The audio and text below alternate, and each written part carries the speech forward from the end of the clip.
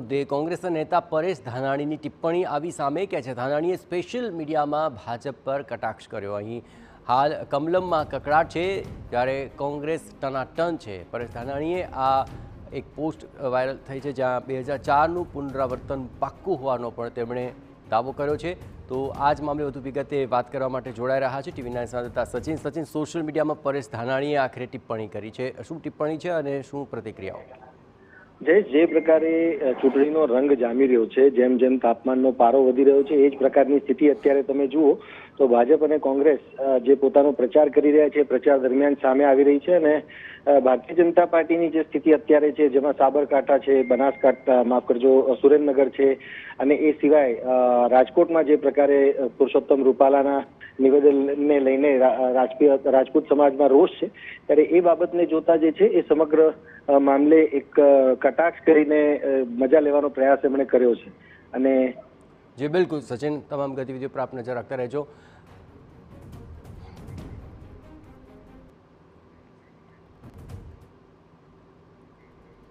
તો મહત્વપૂર્ણ અપડેટ સામે આવી રહી છે, જ્યાં કોંગ્રેસના નેતા પરેશ ધાનાણીના કોંગ્રેસ સનાતન ટ્વીટ પર રાજનીતિ ગરમાય છે અને આક્ષેપ પર ભાજપે પલટવાર કર્યો।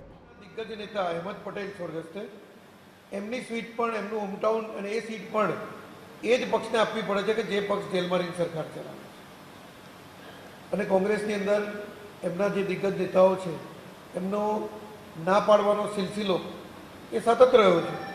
રાજકોટથી પરેશ ધાનાણી પોતે પણ ચૂંટણી લડવાની ના પાડી ચૂક્યા છે।